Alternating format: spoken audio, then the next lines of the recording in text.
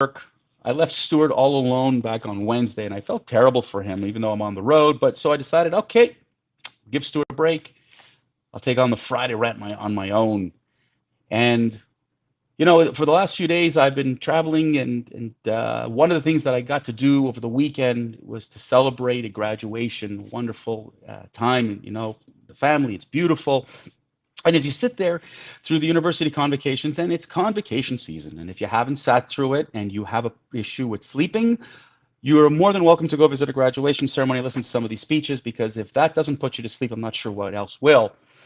And after a couple of hours of speeches, you have to have the dean talk, and you have the guest talk, and you have someone getting a doctorate or what have you, a students, whatever.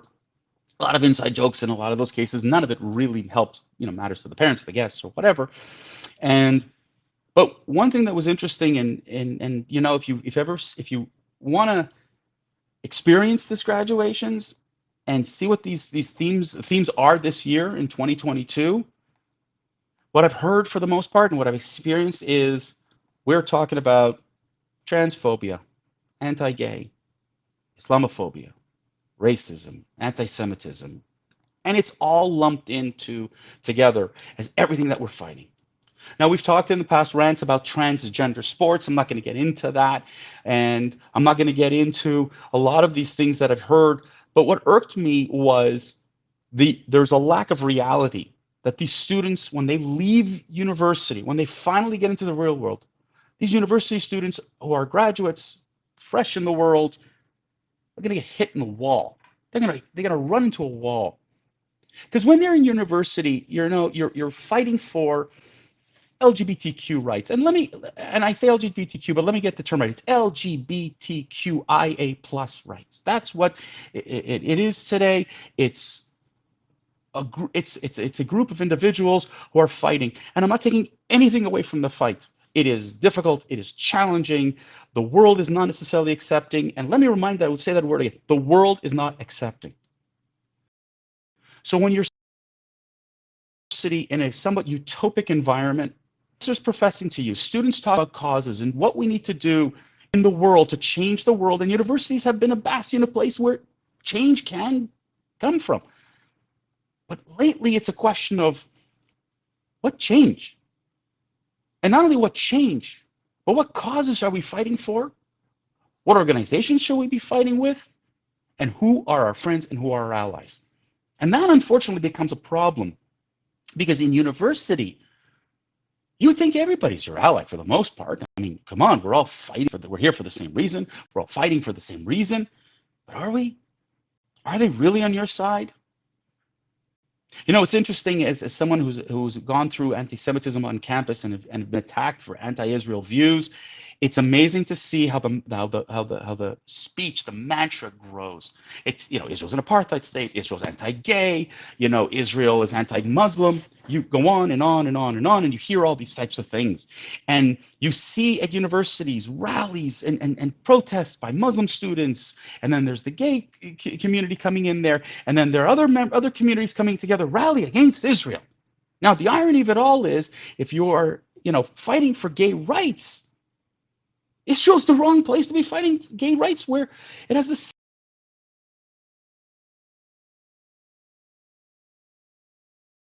parade in the world. Not the issue here, because professors have told you that Israel's an apartheid state. You and your colleagues have told you, and friends on campus have told you, and what you've been hearing, and people who come in is Israel's an apartheid, and you go on and on and on. I'm just using that as an example. Go on to areas. And so the idea, you're rallying with people for a cause. And you think that you all of you who are rallying together are supporting your cause. So you would assume that the side by side fighting against Israel are also fighting. Now you would think that would be a logical thing.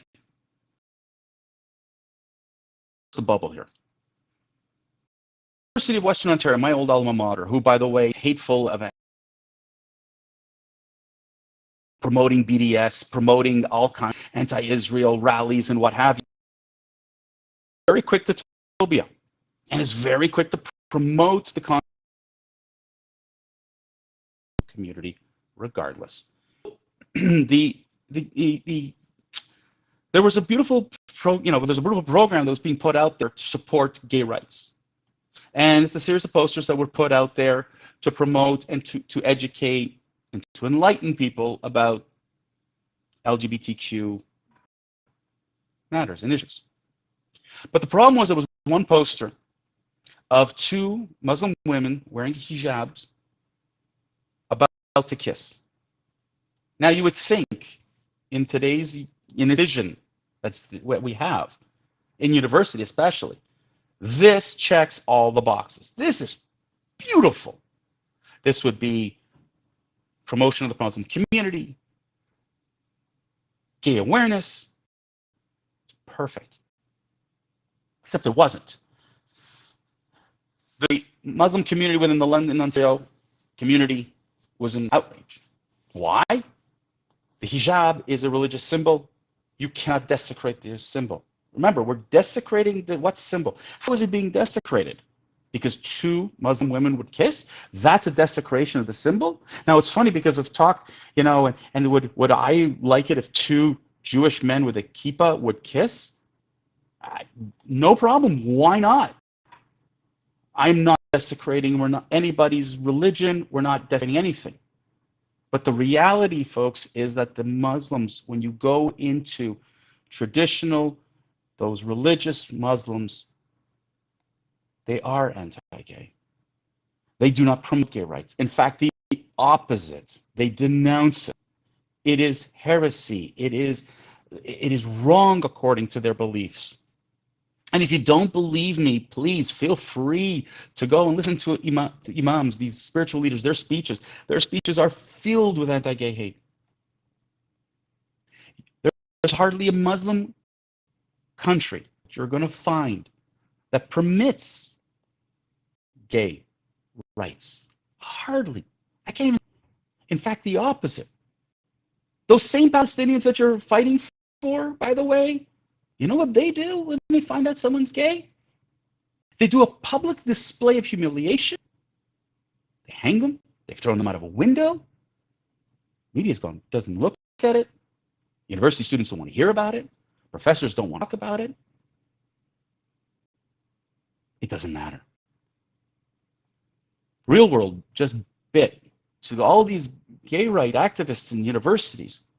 Wait a minute, I thought they were our friends. And what you find out at the end is that they're not only not your friends, they're against you. See, this is the problem with university, is that continue to follow everybody else because of social pressure, because a professor said something, because of, you cannot in any way, shape, or form be permitted to have an opinion that differs.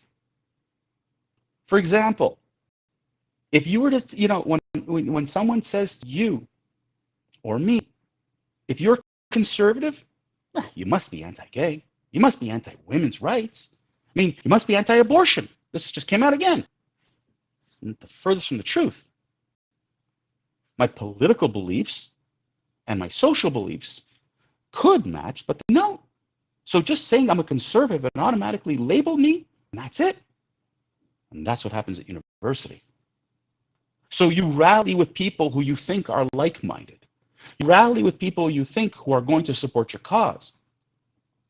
And then, like the London, Ontario community found out, Western community found out, my friends were my friends. They're my enemies. Where is this education at university? University was once a beautiful place for exchange of ideologies, dialogue, debate. It's gone. If you want to bring someone who is promoting a thought that doesn't agree with you, you ban them. This cancel culture has come out and done that. And it's interesting to see how you just don't know. So who are your friends? What organizations should I be rallying for? When the Women's March happened a couple of years ago, sure, scores, hundreds, thousands of people had to support, had to. If you didn't, you were considered anti. And university students were amongst the top number of people who went out into these marches. You've got to promote women's rights, only to find out that the leaders within the group are staunch racists. But if you said that, you were vilified. You weren't allowed to find out who are your real friends, who are your real allies. Same thing with the Black Lives Matter movement, which we've exposed numerous times on the rant. It's insane. You go on campus and you would think that these people are your friends. University used to be a place where you're supposed to research. You're supposed to be able to question. You're supposed to be able to really dig deep and find out, is this real? Is this cause real? Are we justified in what we're doing here? We've lost that. That's gone.